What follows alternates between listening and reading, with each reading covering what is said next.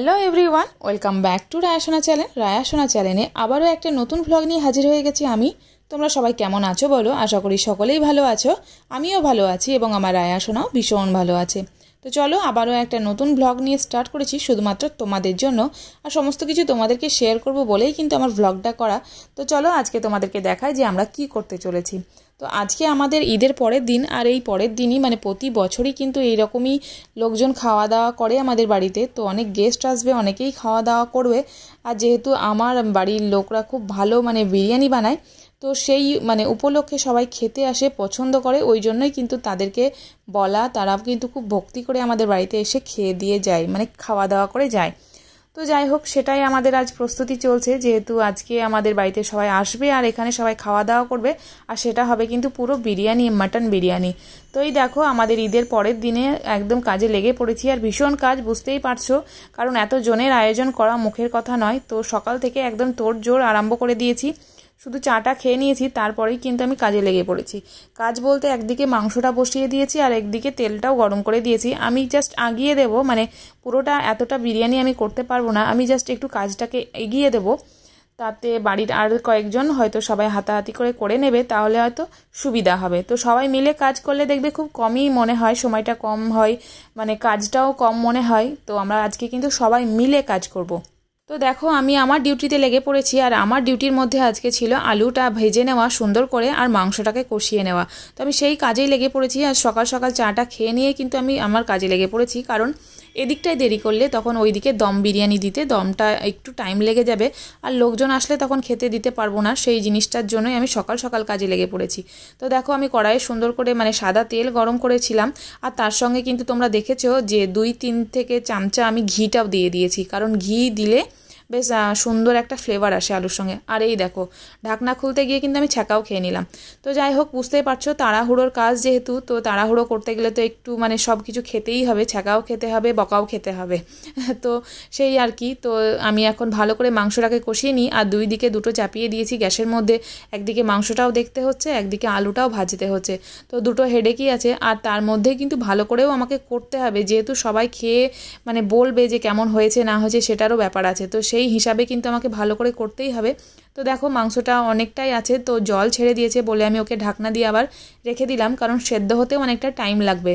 তো এবার আমি মশলাটাকে সুন্দর করে গুঁড়ো করে নেব, আর মশলাটাকে গুঁড়ো করার আগে কিন্তু আমি একটু হালকা করে তাতিয়ে নিয়েছিলাম কড়াইয়ে, খোলা কড়াইয়ে শুধুমাত্র।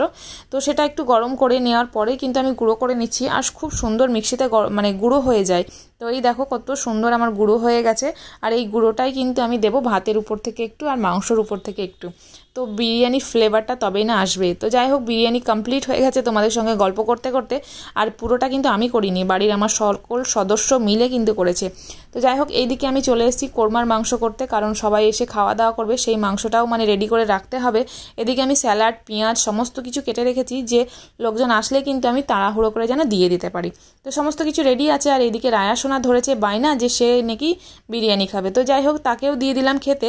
আর ওইদিকে অনেক লোকজন আছে, তারাও খাচ্ছে কিন্তু, তো তাদের সঙ্গেও মানে রায়াসোনাও খেয়ে নিল। আর রায়াসোনার খাওয়া দেখে তো আমারও ভীষণ খিদে পেয়ে গেছে, তো রায়াসোনার খাওয়া হয়ে গেলে কিন্তু আমি খেয়ে নেব। তো যাই হোক, এই দেখো রায়াসোনা এখন খাচ্ছে। তো মোটামুটি স্যালাড, বুরানি, রায়তা এগুলো সবই বানিয়েছিলাম। বুরানিটা বানিয়েছি যে যারা গেস্ট আসবে তাদেরকে দেবো বলে। তো যাই হোক, রায়াসোনা এখন খাচ্ছে, আর ওর পরেই কিন্তু আমি খেয়ে নেবো, কারণ ওকে দেখে আমার ভীষণ খিদে পেয়ে গেছে। তো তারপরেই নিয়ে চলে আসলাম আমি আমার প্লেট, কারণ গেস্ট সবার খাওয়া হয়ে গেছে, আর আমি তর সইতে পারলাম না, সকলকে খাইয়ে দাইয়ে আমরা নিজেরা বসে পড়লাম। আমি এবং রায়াসোনা ড্যাডি দুজনে মিলে বসে গেছি, আমি একদম এক ভর্তি প্লেটে নিয়ে চলে এসেছি, কারণ অনেক খিদে পেয়েছে। তোমরা বলবে যে কত খাচ্ছে রে ভাই, তো বিশ্বাস করো ভীষণ খিদে পেয়েছে, আর বিরিয়ানি দেখলে তো মানে থামাই যেতে পারে না। আর আমি সত্যি বিরিয়ানিটা অনেক অনেক পছন্দ করি, খুবই ভালো লাগে, মনে হয় দুদিনের খাবার আমি একদিনেই খেয়ে নেব। তো যাই হোক, খেতে আরম্ভ করে দিয়েছি। প্লিজ তোমরা কিন্তু নজর দিও না, আর যদি খেতে চাও অবশ্যই কিন্তু আসতে হবে আমার বাড়ি, অবশ্যই তোমাদেরকে করে খাইয়ে দেবো।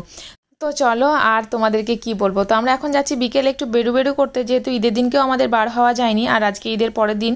তো ঈদের পরের দিন বেশ কিচিবিচির মধ্যেই কাটলো, লোকজন খাওয়া দাওয়া, তারপরে সমস্ত কিছু ঝামেলা সমস্ত কিছু মিটিয়ে এবার যাচ্ছি আমরা একটু বেরু করতে, মানে নিজেদেরকে একটু টাইম দিতে। তো আমিও রেডি হয়ে গেছি, আর রেডি বলতে কি আর হবো, সেই ঈদের জামাটাই পরে নিলাম, কারণ বাইরে ভীষণ গরম, মানে এত বিভৎস গরম তোমাদেরকে হয়তো বলে বোঝাতে পারবো না। তো এই দেখো জাস্ট বেরিয়েছি, আর বেরোনোর সঙ্গে সঙ্গে কিন্তু ঘাম হতে শুরু করে দিয়েছে। তো ভাবছিলাম এখানে একটা ছোট ছোটোখাটো মেলা বসেছে, তো এখানেই আসি, মানে আমাদের আশেপাশে এলাকায়। তো আমরা সেখানে বাইক নিয়ে চলে আসলাম, আর এখানে এতটা ভিড় তোমাদেরকে কি বলবো, বাপ রে বাপ। তো এই ভিড়টা দেখেই মনে হচ্ছে কখন বাড়ি যাব, বাপরে বাপ, এদেরকে দেখেই আমার এত ভয় লাগছে, আর এদেরকে দেখেই আমার গরম লেগে যাচ্ছে, কি বলবো, মানে এত বিভৎস গরম, তার মধ্যে এতটা ভিড়। তো মানে ভেতরেতে ঢোকাই যাচ্ছে না। রায়া সোনাকে বললাম আর যেতে হবে না, রায়া সোনাও কাঁদছে যে এত ভিড়ের মধ্যে কেন আসলে। আমি ভাবলাম হয়তো কোনো ছোটোখাটো লাইট ফাইট আছে, কোনো বসা যাবে রেস্টুরেন্টের মতো, এটা একটা। তো অনেকেই আসে, বাট এত ভিড় হবে আমি ভাবতেই পারিনি, মানে কল্পনাই করতে পারিনি। যেহেতু অনেকেই ঈদ বকরিদে ধরো বাইরে থেকে অনেক ছেলে আসে, যারা বাইরে থাকে, বাইরে কাজ করে, সেই সব ছেলেগুলোর বেশি ভিড়। তো যাই হোক, ওরাই আনন্দ করুক, আমরা চলে আসলাম। আর এই দেখো রাস্তা বেশ অন্ধকার হয়ে গেছে, বেরিয়েছিলাম বিকেলে, আর এখানে আসতেই অন্ধকার হয়ে যাচ্ছে। তো কি আর করব, কোথায় যাব বুঝতেই পারছি না। তাই রায়া সোনাকে বললাম যে চল একটু শপিং মল থেকেই ঘুরে আসি, একমাত্র ওটাই একটা ভালো জায়গা। আর এখানে সেরকম কিছু নেই, মানে আমরা যেখানে থাকি সেরকম কোনো পার্ক বা কোথাও মানে কোনো ঘোরার জায়গা সেরকম নেই। তো যেখানে ছিল সেখানে প্রচণ্ড ভিড়, সেখান থেকে চলে আসলাম আর সোজা চলে আসলাম মলে, কারণ এটাই সেফ অ্যান্ড সিকিউর। তো এখানে এত ভালো লাগলো, ঢোকার পর মনে হলাম বাপরে, মানে বাঁচলাম, এরকম একটা ব্যাপার। বুঝতেই পারছো শপিং মলে এসি চলছে, তো তাতেই আমরা কিন্তু ঠান্ডা হয়ে গেছি, কারণ বেশ বিরক্তি লাগছিল বাইরে, আর এতটা গরমের জন্য বেশি বাজে লাগছিল, মানে কোথাও যেতে ইচ্ছে করছে না। ওই জন্য কিন্তু মনে হচ্ছে যে শপিং মলের ভেতরেই থাকি, টুকিটাকি দু একটা জিনিস নেব, আর এখানেই বোধহয় টাইমটা কাটিয়ে দিই, কারণ যাবার তো কোথাও নেই, মানে কোনো জায়গা নেই এখানে যাওয়ার। তো সেই লোকের বাড়ি ছাড়া আর এরকম কোথাও ঘোরার জায়গা নেই, তাই চলে আসলাম এখানেই, আর এখানে একটু টাইমটা স্পেন্ড করি। এখানে ঠান্ডাতে বেশ ভালো আছি, অনেক লোকজনও এসছে কিন্তু, মানে শুধু ঘুরতে বা কেনাকাটা করতে, অনেক কিন্তু ভিড়টাও আছে, দেখো অনেক ভিড় আছে, এই দেখো। তো যাই হোক, অনেক লোকও আছে, কেনই বা আসবে না মানুষ এত গরমের মধ্যে শপিং মলে, তো অবশ্যই আসা উচিত, অনেকেই পছন্দ করে আসতে। তো যাই হোক, আমরা এখন রায়া সোনা আর আমি এখন মানে কিছু দেখছিলাম যে কি নেওয়া যেতে পারে, খালি হাতে তো ফেরত যাওয়া যাবেই না। তো জলের বোতলগুলোই দেখছিলাম যে রায়া সোনার জন্য এগুলো নেব কি না। তো বেশ ভালো লাগছিল, নতুনত্ব, ইউনিক, বাট অনেক দাম, 500 টাকার উপরে এই জলের বোতলগুলোর দাম, মোটামুটি 700 টাকা ফেলা আছে। তো তারপরে আবার সিপার, মানে রায়া সোনার একদম পুচি বাচ্চা নয় যে সিপার দিয়ে জল খেতে হবে, তো তাই সেটাকে রেখে দিলাম। আর রায়া সোনা তো টুকিটাকি দেখতেই থাকছে, পপিট দেখছে, ও দেখছে পেন্সিল বক্স, ওর যা যা মানে প্রয়োজন ও সেগুলোই দেখছে। তো যাই হোক, আমিও একটু ঘুরে ঘুরে নিলাম, আর রায়া সোনা দেখো তারপরে কিন্তু খেলাধুলো করতে আরম্ভ করে দিয়েছে। কি আর করবে বলো, শপিং মলে কি আর করার আছে, কোনো প্রয়োজন ছাড়া কি শপিং মলে আসা যায়, কিন্তু আমরাই আসি একমাত্র প্রয়োজন ছাড়াই। তো রায়া সোনা এখন এখানে কড়াই বাটনা নিয়ে একদম খেলাধুলো করতে আরম্ভ করে দিয়েছে, কিন্তু কেউ কিচ্ছু বলছে না, কারণ সবাই জানছে যে সবাই ঘুরতে এসছে, এরকম একটা ব্যাপার। তো যাই হোক, রায়া সোনা সেগুলোকে একদম মানে মোছা ধোয়া সমস্ত কিছু আরম্ভ করে দিয়েছে, এগুলো নিয়েও খেলা করছে। তো আমি বলছি এগুলো কেন করছিস, বকবে? তো বলছে না, কেউ কিচ্ছু বলবে না, এই দেখো আমাকে কেউ বকবে না, এরকম একটা ব্যাপার। তো ওকেও ভালো লাগছে, সমস্ত কিছু নাড়াচাড়া করছে, আর সত্যিই কেউ কিছু বলছে না, কেউ ওকে বকছেও না। তো ওই জন্য বেশ সাহসটাও পেয়ে গেছে, আর ওকে ভালোও লাগছে, মানে খেলা করছে সবার সঙ্গে, মানে সবার সঙ্গে নয়, সব জিনিসগুলোর সঙ্গে। তো ওকেও ভালো লাগছে, আর আমিও দেখছিলাম টুকিটাকি, বাট দেখার মধ্যে কি আর দেখবো বলো, মানে নেওয়ার যখন কিছুই থাকে না, তখন দেখতেও কিছু ভালো লাগছে না। তো এই দেখো, আমি শুধু রায়ার পিছন পিছন ঘুরে বেড়াচ্ছিলাম যে রায়া কি চাইছে, রায়া কি দেখছে, রায়া কি নিচ্ছে, তো আমি এটাই করছিলাম। তো এই দেখো, রায়া সোনা, মানে রায়া সোনা কিন্তু তার নিজের তালে আছে, সে জলের বোতল দেখছে, না হলে পেন্সিল দেখছে, না হলে টুকটাক খেলনা দিয়ে খেলা করছে, এরকম ব্যাপার স্যাপার। তো আর কি করা যাবে, অনেকক্ষণ কাটালাম, অনেকটা টাইম কাটালাম, এবার যেতে হবে বাড়ি, বেশ রাত হয়ে গেছে। আর বাড়ি যাওয়ার আগে ভাবছিলাম যে আমার একটা ননদ আছে, সেই ননদেরকে দেখা করেই কিন্তু বাড়ি যাব। আর আমার রায়া সোনাও কিন্তু বায়না ধরেছে, তাদের দুটো ছেলে আছে, দাদা, তো সেই দাদার সঙ্গে কিন্তু ওদেরকে দেখা করতেই হবে। তো যাই, এখন দেখি এখান থেকে বেরিয়ে কিন্তু সেই ননদের বাড়ি যাব, আর ননদের বাড়ি গিয়ে কিন্তু আমি নিজের বাড়ি যাব। আর ভালো লাগছে না, কারণ গরমের মধ্যে কোথাও যেতে আসতে কোথাও ভালো লাগছে না, মনে হচ্ছে যেখানে এসি আছে সেখানেই আটকে যাই।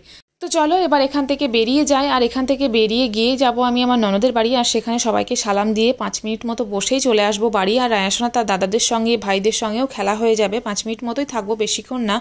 তো এই দেখো, শপিং মল থেকে বেরিয়ে গেছি, আর শপিং মল থেকে বেরোনোর পর মনে হচ্ছে পুরো শরীরে আগুন লেগে গেছে, কারণ এতটা গরম কি বলবো, এত বিভৎস গরম আগে কখনো ফিল করিনি। যে সাধারণ মানুষ কি করে থাকবে তোমরাই বলো, বাপরে বাপ, 5 মিনিট বেরোলাম কি না বেরোলাম, পুরো শরীর একদম ঘেমে যাচ্ছে, এতটা বাজে গরম, এতটা বিভৎস বাজে গরম। তো যাই হোক, সমস্ত কিছু কিন্তু সহ্যও করতে হবে। তো যাই হোক, আমরা এখন যাচ্ছি আমার ননদের বাড়ি, আর তার মধ্যে কিন্তু রাস্তায় আমার দেখা হয়ে গেছে আমার মানে রায়ার ফ্রেন্ড, এবং তার সূত্রে কিন্তু আমারও ফ্রেন্ড, তাদের সঙ্গে দেখা হয়ে গেছে। আর তারপরেই চলে যাব কিন্তু বাড়ি। এই দেখো, বাড়িও পৌঁছে গেছি। আর আজকের মতো আমি এখানেই কিন্তু আমার ব্লগ ভিডিও শেষ করছি। দেখা হচ্ছে খুব শীঘ্রই পরের একটি ব্লগে। চলো টাটা, বাই বাই।